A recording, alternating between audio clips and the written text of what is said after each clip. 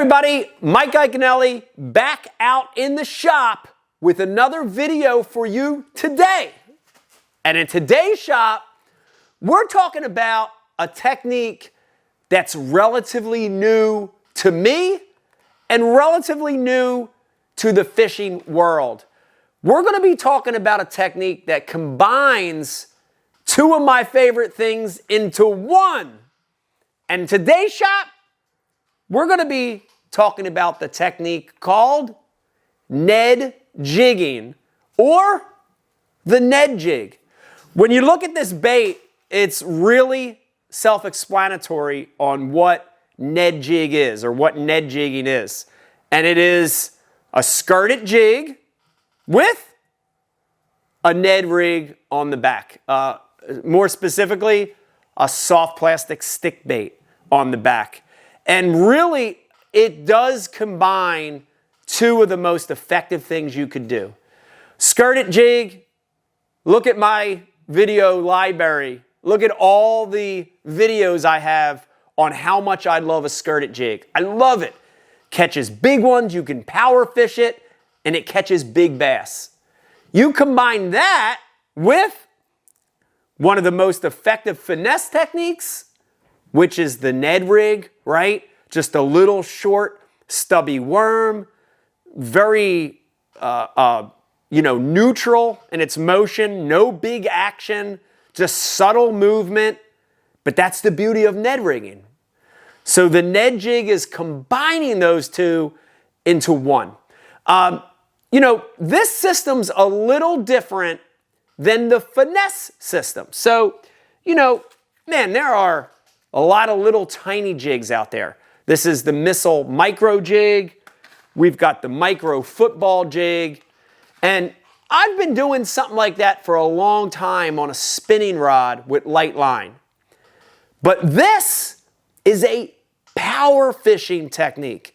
This is a technique that you can use a bait caster, heavier line, and get fish out of cover without worrying, right? Without worrying about breaking them off. This is more of that power fishing style. So I love that. And it gives me an alternative when I'm using forward-facing sonar. It's really become effective to me. Everybody's using a drop shot. Everybody's using a minnow style bait.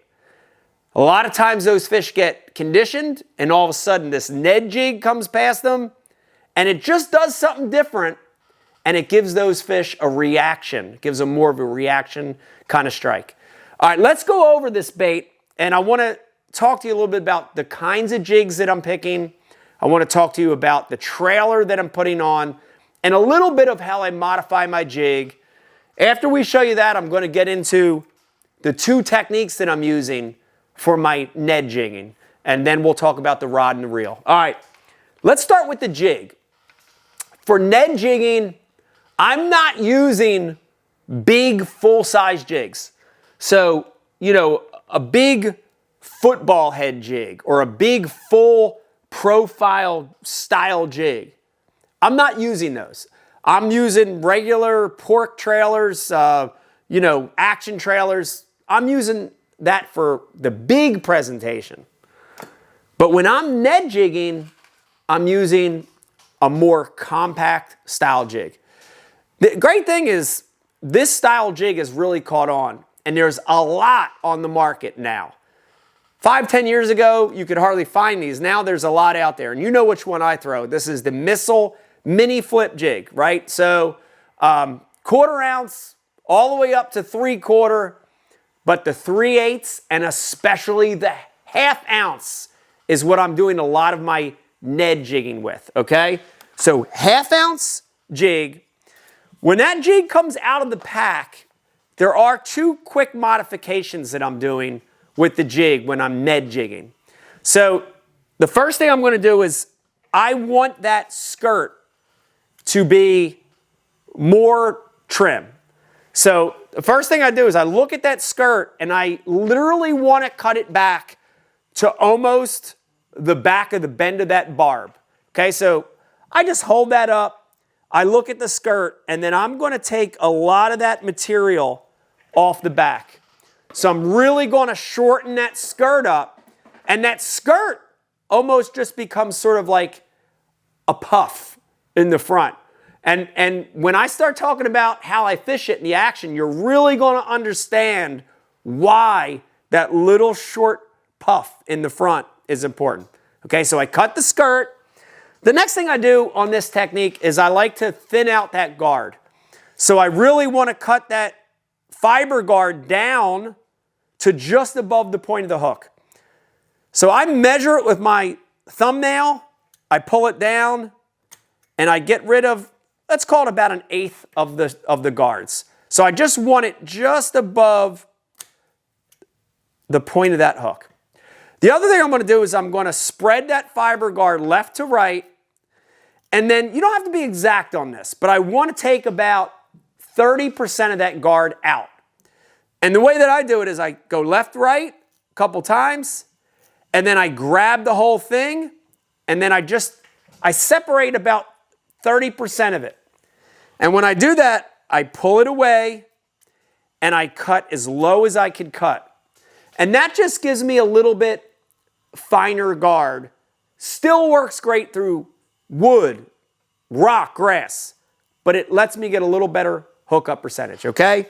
So compact jig, shortening it up, thinning it out. The next thing is your soft plastic stick bait. So many of these out on the market, guys. But this is the one that I've settled on. It's a 4 or 5 inch stick bait, and I really like the 5 inch a lot, but I'm going to be using the Berkley Power Bait Max Scent. So this is the Max Scent General. And I like that scent aspect of it. You know, I like that this bait is going to have an appeal to it, but also smell. So when that fish grabs it, they don't like to let go of it. And that's important when using this because it's a jig, right? It's a skirted jig. It's heavy. So 5 inch stick bait, Berkley Max Scent General. And then I'm going to cut this thing down. And the way that I do it is I just kind of like to match it up to my jig. And I want the tip of that stick bait hanging down about 2 inches out of that skirt, okay? So you can just kind of guesstimate it.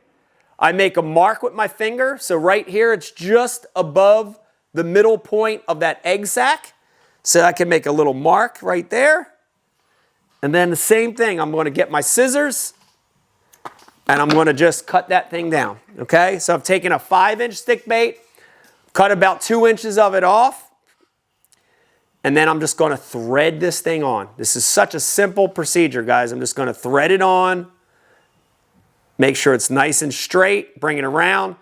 The missile mini flip jigs have a 360-degree keeper, 360-degree keeper, so I pull it over that. And when I'm done, there's my jig, guys. Skirted jig with just a little 2 or 3 inch segment of stick worm out the back. When you look at that thing, it looks so simple. It looks like something that's just easy. And that's exactly why the fish hit it. It's an easy meal. Out of all the explanations I can give you, let me give you this one. Sometimes less is more. And when this rig comes along the bottom and hits a piece of cover, or when you stop it, that skirt that we trimmed down, that puff, expands. You don't have to move the bait. And when it stops, that puff expands and undulates. That's a lot different than a traditional Ned rig, and that's part of the allure of this bait, okay? So compact jig, soft stick bait, trimming it down, that's the nuts and bolts of the Ned Jig. All right, I want to talk to you now about the 2 ways that I fish this bait. And the other thing, guys, is it's phenomenal year-round. Winter, spring, summer, fall, I've caught them all year with it. But late fall and winter and heat of the summer, the hottest part of the year, is a great time to fish the Ned Jig. So if you're watching this and you're in that time frame of late fall, early winter, wintertime, try this bait out. It's a killer. But 2 methods on fishing this bait. You know, again, remember what I said. This is a great alternative, power fishing alternative to using forward-facing sonar and getting away from a spinning rod. Give this a try. But basically what I'm going to do is these 2 methods of fishing is I'm going to cast this Ned Jig past where the fish are holding. So if I see them on forward-facing, or I'm fishing a brush pile or a rock vein or a drop-off or whatever it is, I'm going to make that cast past it, and I'm going to let this thing sink all the way to the bottom. Once it hits the bottom, the first technique for Ned jigging is exactly like Ned rig fishing. I'm going to let it hit the bottom. Boom. When it hits the bottom, I'm going to drag it real slow. That's it. Just like a Ned rig. I'm going to keep it on the bottom, and I'm going to drag it real slow. Now, remember what I said, though. As I'm dragging that bait, I'm feeling around with it. Look at this thing as it comes across the bottom. Subtle. There's that one little tail, soft stick bait tail, just kind of not really doing much. But the minute that I feel that jig contact something, a stick, a rock, a little tuft of grass, anything, if in that pull, slow drag on the bottom, I feel something, I stop. And that's the magic of this Ned Jig. When it stops, that skirt expands and keeps moving. You could almost imagine that fish on the bottom, lethargic, because it's the heat of the summer or it's the dead of winter, and he wants an easy meal, and he's looking at it as it just drags subtly. You hit that rock and stop, and the skirt flares. Dude, that's the moment when the fish goes in for the kill. Looks a lot like a crawfish. Looks a lot like a bluegill on the bottom or a shad, you know, like dying or just barely fluttering. Great, great technique for when the fish are slow and low. Traditional Ned rig fishing, right? Making that cast, letting it get to the bottom, slowly dragging it on the bottom until you feel something, and then stop. When you pause, let it pause for about 5 to 10 seconds. If you don't get bit, start your slow drag again. Here's the other thing. If you're fishing gravel or clay or sand where there's not a lot of cover, stop it. Just stop it. After about 2 slow pulls, if you don't feel anything, just stop it and let that skirt expand, okay?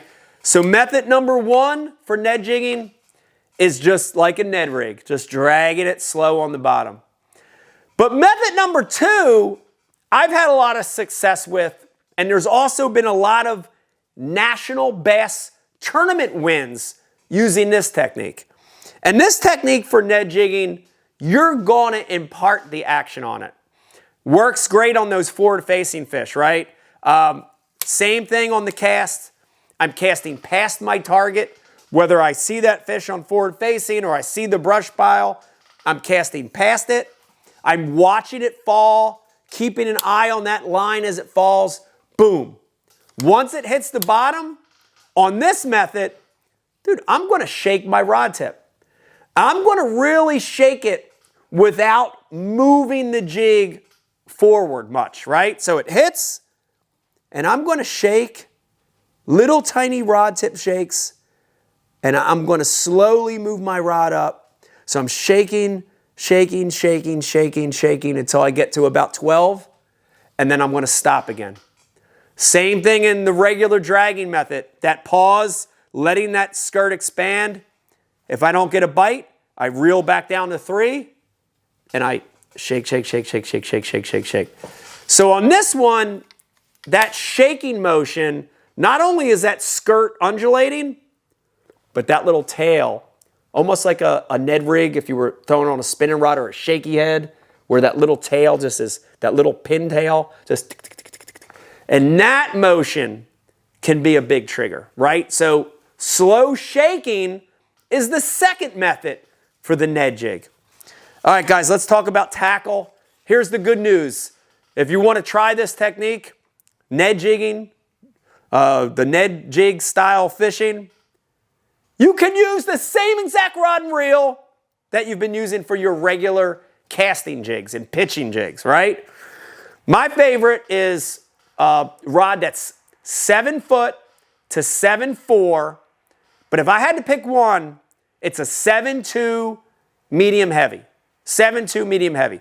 Remember, even though this is a combination of a jig and a Ned rig, dude, it's still a jig. That missile mini flip got a stout hook. I still have to drive the hook home. So medium action, medium heavy action rod.